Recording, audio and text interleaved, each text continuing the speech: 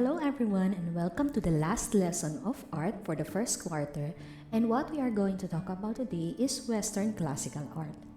For our most essential learning competency, at the end of the lesson you'll be able to create artworks guided by techniques and styles of Western classical art traditions. By the way, I would appreciate if you would subscribe to my channel where I post all the lessons in MAPE. And if you like this video, please leave a like and comment after the lecture has ended. So let's get started. First, let's discuss the sculpture from the early age. One of the popular sculpture from the early age is the Venus. Okay? So the material used in sculpture vary according to region and locality. Most of the time, ang ginagamit nila dito are stones or wood.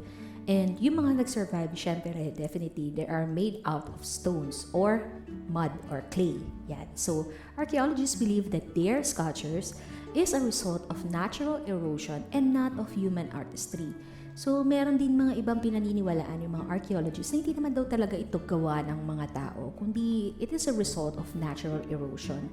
And then, frequently, carving may have mythological or religious significance.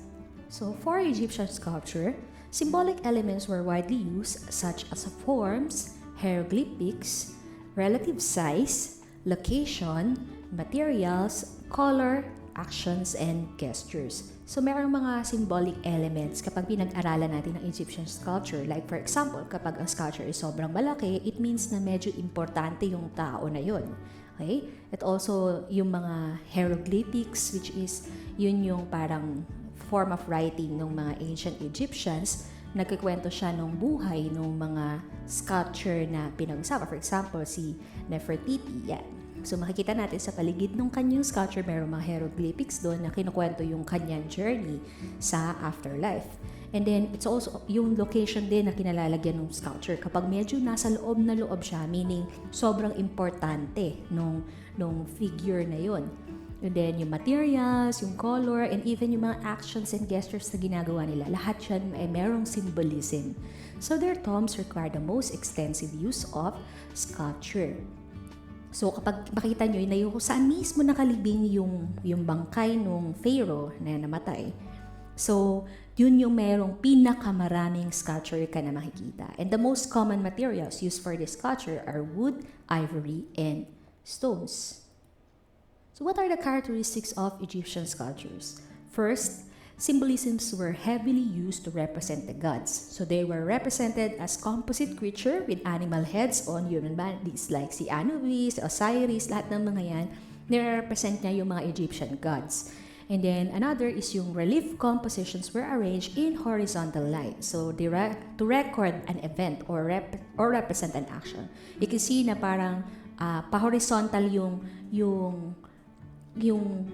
direksyon nung pagkaka-arrange nung mga sculptures, and usually it is in relief composition, meaning naka-attach siya, nakadikit siya sa wall. And then yun, so parang kaya siya nakapa-horizontal line, kaya ganun kasi parang pinapakita din yung pagkakasunod-sunod ng mga series of events, or it represent a particular action. And then most of the time, the gods were shown larger than humans, the kings larger than their followers, and dead larger than the living. Di ba sinabi natin kanina na bawat bagay na may kinalaman sa Egyptian sculpture, meron siyang symbolism. At yun na nga yun. Kapag mas malaki yung figure, it means na mas importante siya or mas significant yung character na yun. Like, yung gods, mas malaki siya sa mga human. Yung mga kings, mas malaki siya kaysa sa mga followers niya. At yung mga namatay na is mas malaki siya kaysa sa mga nabubuhay pa.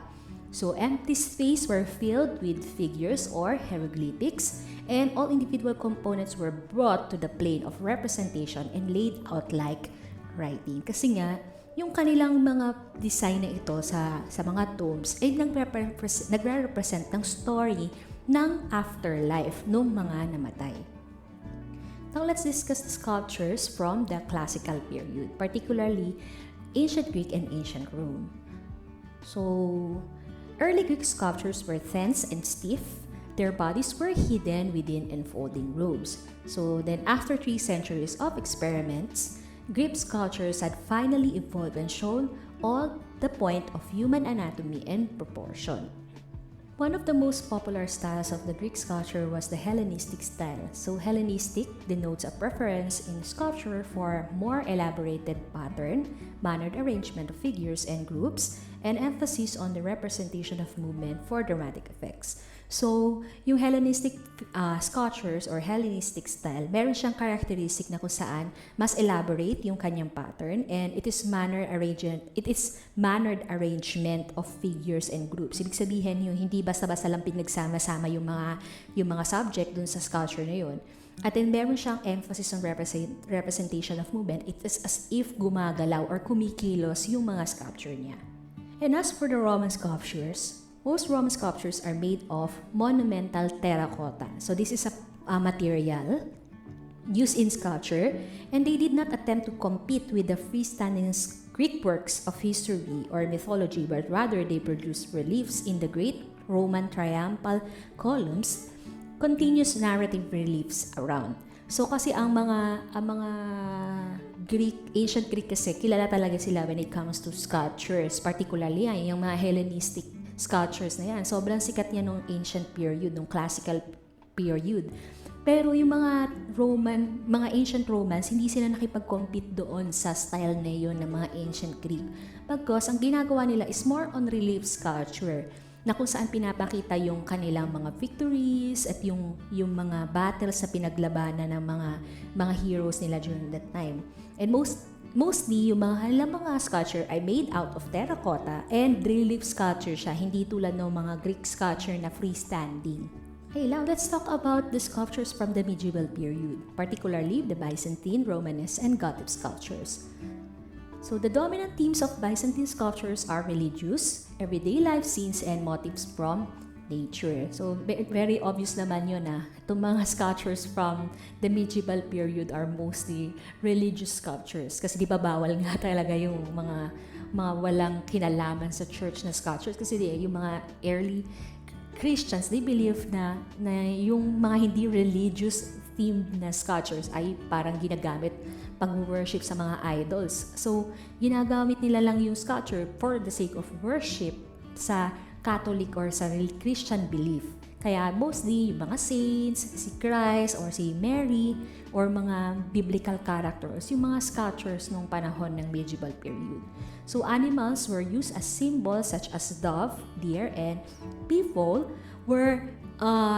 while some had acrostic signs were a form of writing in which taking the first letter syllable of the different lines and putting them together so that you can read the message that contained a general theological significance. So, yung sinasabi lang dito, yung mga sculptures noong time sa Byzantine period, maliban dun sa normal na merong na theme niya na religious or everyday life scenes or merong mga nature themes, minsan meron din mga animals na inilalagay, sinasama dun sa mga sculptures na yun, at acrostic signs. Ano sabihin ng acrostic signs? Parang merong mga, alam niyo naman siguro acrostic, di ba? Yung marang may stand for siya sa bawat letters. Meron sa malaking letter and then tsaka yun, susundan siya nung mismong meaning nung yung word na kasunod nung letter na iyon. Ganyan.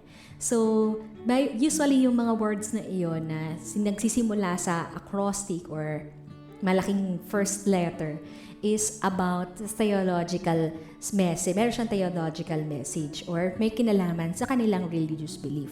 As for the Romanesque sculptures, some of the famous sculptural pieces are reliquaries, altar frontals, crucifixes, and devotional images. Again, it's very medieval kasi, di ba? Religious yung mga themes ng mga ginagamit sa Romanesque sculptures. Yan, yung mga reliquaries, altar frontals, yung mga nasa harapan ng altar sa mga simbahan, and then crucifixes, and then devotional images. So, some small individual works of art were generally made of costly materials for royal and aristocratic patron. So, kadalasan yung mga ginagamit na materyales sa pagka-create ng mga Romanesque sculpture ay mamahalin. Lalo-lalo na kapag yung nagpagawa ay mga mayayaman or mga aristocrats. Okay? So, these lightweight devotional images were usually carried in the processions both inside and outside the churches. Kaya yung mga nauuso sa atin sa panahon even up till this day, di ba nakikita natin na may mga pinoprosesyon na mga sculptures na may kinalaman sa paniniwala ng mga Katoliko. Yan. So, nung panahon pa lang nung panahon pa yan ng Romanist time, meron ng mga ganon na ginagawa. And for Gothic sculptures have a greater freedom of style. So they no longer lay closely against the wall but began to project outward. So it's not just a relief sculpture, pero most of the time it's also almost almost freestanding na siya, pero nakadikit pa rin siya sa pader. Yan. Hindi tulad ng mga typical na relief sculpture na parang sobrang dikit na dikit sa pader siya. Almost freestanding na siya. Tawag nila doon is high relief na type of relief sculptures. So, figures were given their own particular attitudes instead of being set particular patterns and are more lively and realistic. So, alam natin kapag Gothic sculpture, mas malaya yung character ng mga figures doon sa sculptures. Hindi siya yung parang naisingit lang doon, kundi meron talaga siyang parang buhay talaga yung character niya. Meron siyang sarili attitude or personality na dinireflect. So, as for architecture, let's discuss the styles from the early age or the prehistoric era. So, man has developed a form of architecture based on megaliths or a big rock from Greek word lithos and megas. So, the architecture is made of huge stones and which are probably intended for burial, and megalithic monuments have always ignited man's imagination. So it provided plenty of legends and superstition. And during this era, stones and rocks were associated with divinity. So, di ba, isa sa mga kilala natin na architecture from the prehistoric era is the Stone Age. And yung Stone Age na yun, nagpapakita siya ng mga megalithic monuments, which are large stones na parang pinaikot, na paikot siya. And then at the center, merong siyang altar stone. So pinapakita din yung kanilang paniniwala. Kaya pala sobrang dami ng mga stones na yun nakapaikot is because they believe that stones and rock were always associated with divinity.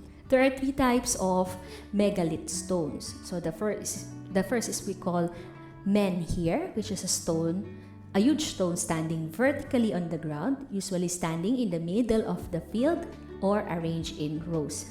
And then we have dolmen. So the word dolmen originated from the expression talmain, which means stone table, at yun yung usually na ginagamit as grave or as an altar. So ito yung itsura niya. So the structure is a form of table consisting of 2 huge standing stones supporting a horizontal giant slab or giant stone. And then last is what we call cromlech, which is a Brythonic word that means wherein yung ibig sabihin ng crom is bent or curved, and lek, which means slab or flagstone. So literally, it is a circle of standing stones, just like the Stone Age. This is the best example of a cromlech. Yun. So Stone Age is the best preserved megalithic style site in Europe. So it is a group of stones arranged in concentric circle, and it is a temple where rituals were held.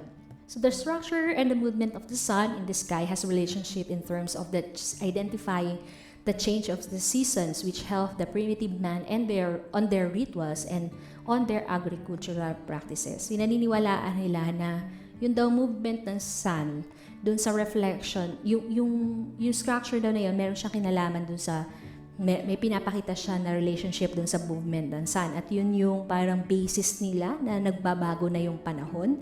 So, makakatulong yun sa kanila para identify na itong panahon na ito, dapat na natin itong ganitong gawin, itong ritual na to. At itong panahon na ito na dapat yung panahon ng pag-aani or panahon ng pagtatanim or whatever na may kinalaman sa kanilang agricultural practices. So, as for Egyptian architecture, kilala ang mga Egyptian sa architecture nila na mga tombs, particularly yung pyramid.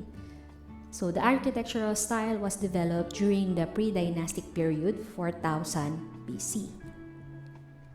So the characteristic of Egyptian architecture, the structure has thick sloping walls with few openings to obtain stability. Isa yan sa mga nakikita natin, di ba, kapag nanonood tayo ng mga National Geographic, pag pumasok ka sa loob ng mga ancient Egyptian architecture, sobrang puro pader. Parang sobrang kitid ng papasukan mo, ganyan. Kasi nga, ang purpose nun is to obtain stability, para hindi siya basta-basta bumiba. So the interior walls along with the columns and piers were covered with hieroglyphics and pictorial frescoes and carvings painted in brilliant colors. Kasi nga, these pictures, these hieroglyphics and pictorial frescoes and carvings reflect the belief of the ancient Egyptians in the afterlife. And then there are ornamentations that were symbolic, including scarab, which is a sacred beetle, and then solar disc and vulture, common motifs such as palm leaves, buds, flower of lotus, and papyrus plants. So these temples were aligned with astronomically significant events like solstice, as the sun appears to stand still on the first day of winter, and equinox, a time or date when day and night are equal length, with precise measurements required in determining the moment of the event. And then we have the pyramids of Giza, the most famous pyramids of all. So it is the most substantial ancient structure of the world. So the three pyramids are the funerary structures of the three kings of the 4th dynasty, 2575 to 2465 BC, namely si Khufu or Cheops from the Great Pyramid, whom the Great Pyramid was attributed to. Yan, and then yung si King Kaffa na yan, o si Chephren, whom the pyramid next to the Great Pyramid is attributed, and Menkaura or Mycerinus, whom the smallest pyramid is attributed to. So yan yung pyramids of Giza ay nakadedicate sa tatlong hari na yan. And then we also have the mastaba, which is a type of Egyptian tomb in the form of flat-roofed rectangular structure with outward sloping sides. So it was made of mud bricks or stone. So libingan din itong mastaba na to, pero unlike the pyramids, hindi pa tusok yung kanyang tuktok because it is a flat-roof rectangular structure. So let's discuss the classical architecture, particularly from the Greek and Roman Empire. So the temples consisted of a central shrine or room in an aisle surrounded by rows and columns. So this building were designed in one of the three architectural styles or orders. Ito, take note nyo itong three styles or architectural styles of orders from the Greek architecture. The first is what we call Doric, and this is what it looks like. So mas simple siya compared sa other two. And ito yung kadalasang ginagamit sa mga Greek architectures. And then another one is Ionic. So malalaman natin na Ionic kasi para siyang may pabilog, para siyang may scroll, and it represents yung ovary ng isang babae. And last is the Corinthian. So ang Corinthian siya yung pinaka sabihin natin na decorative among the three dahil kasi meron siyang floral design. So usually ang Ionic is ginagamit siya sa mga temples ng mga goddess. While yung Corinthian, ito naman yung sa mga talagang mga high-ranking na or mga pinakasikat o pinaka-importanting mga gods and goddesses nila. Yan. So Doric usually sa mga ordinary na mga architectural structures. So Parthenon, from 447 to 432 BC Athens is the greatest classical temple ingeniously engineered to correct an optical illusion. So it is dedicated to the goddess Athena. So as for Roman architecture, they built sturdy stone structure both for use and to perpetuate their glory. So the emperors erected huge halls and arenas for public games, baths, and procession. So they built them gigantic arches of stones, bricks, and concrete, or with barrel vaults. And one of the most popular architecture from the time of ancient Rome is the Colosseum from AD 70 to 82. And lastly, let's discuss the Byzantine architecture, which is from the medieval period. So it has a lot common with the early Christian architecture. Mosaic decoration was perfected by the Byzantine, as was the use of clerestory to bring light in from high windows. So yung clerestory is like using stained glass. So Byzantine's advancement in developing the dome created a new style in global architecture. And it is seen dun sa Hagia Sophia School from 1735 BC. You can see yung mga domes dun sa dito sa architectural design na ito. Another is yung Romanesque architecture. The doorways of Romanesque churches are often grand sculptured portals. Merong mga sculpture na nakapaligid dun sa mga doorway o sa mga pintuan noong yung pasukan sa pinto ng mga simbahan na Romanesque. So wood or metal doors are surrounded by elaborate stone sculptures arranged in zones to fit architectural elements. Just like the ground-vaulted crypt of Worcester Cathedral. And lastly, we have Gothic architecture. This design included two new devices, which is the pointed arc. Ito yung discuss natin na nakaraan. Yun yung arc niya is patusok yung dulo, which enabled builders to construct much on a network of stone. Rib-higher ceiling vaults and stone vaulting boards supported by piers and clustered pillars. Yan. And one of the perfect example of the Gothic architecture is the Cathedral of Chartres, also known as the Notre Dame Cathedral from 1145 to 1260, and it has rich architecture and design, splendid stained glass windows, and thousands of sculptured figures. So that's the end of my discussion, and I hope that you learned something from me. Leave a like and comment on this video if you like this content, and don't forget to subscribe and hit that bell button. So I appreciate all the love from you guys. Stay safe and see you again next time.